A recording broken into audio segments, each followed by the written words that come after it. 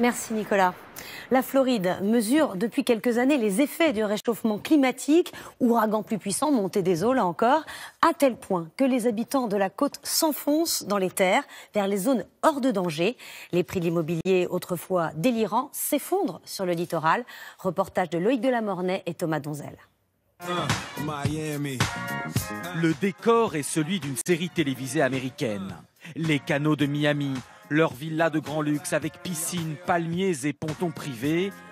Roman Wunderlich fait partie de ces propriétaires privilégiés et pourtant, il va partir. J'ai emménagé ici il y a 5 ans. Bien sûr, c'est le rêve de tout le monde d'avoir une maison au bord de l'eau ici en Floride, avec son bateau amarré au bout de la terrasse. C'est génial, on sort pêcher en mer. Mais le problème, c'est que désormais on voit bien à l'œil nu le niveau de l'eau monter d'année en année. Hausse du niveau de la mer, ouragans plus fréquents suivis d'inondations. Le réchauffement climatique commence à faire perdre de la valeur à ce coin de paradis. L'an dernier, durant l'ouragan Irma, on avait de l'eau jusqu'ici. C'était pas si terrible, car pour d'autres ouragans, il y en a eu jusqu'au premier étage.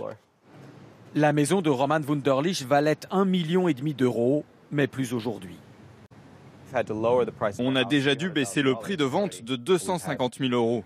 On a eu au moins 50-60 visites. Les gens disent qu'ils adorent la maison, mais après ils se mettent à douter. Ils posent des questions sur le niveau de l'eau. Ironiquement, le changement climatique va pousser les foyers aisés à déménager là où ils n'auraient jamais imaginé s'installer. Quelques kilomètres plus loin, voici le quartier de Little Haiti, une zone plutôt défavorisée de Miami, jusqu'ici essentiellement habitée par la communauté noire. Mais comme l'endroit n'est pas au bord de l'eau, ces terrains prennent de la valeur, comme l'explique cette investisseuse en immobilier. Lors de l'ouragan Irma, la plage et le centre-ville de Miami étaient complètement inondés. Et ce quartier de Little Haiti était au sec. Alors aujourd'hui, il y a des affiches à vendre partout. Cette maison, qui certes a été rénovée, est à vendre pour 430 000 euros. Alors qu'il y a peu, le prix moyen des maisons ici était plutôt entre 40 et 60 000 euros seulement. Pour les scientifiques, ce processus s'appelle la gentrification climatique, l'embourgeoisement de certains quartiers à cause du changement climatique. Ce transfert de la richesse s'effectue aussi vers des endroits comme celui-ci, à 1h30 de Miami, à l'intérieur des terres, dans de nouveaux lotissements spécialement étudiés.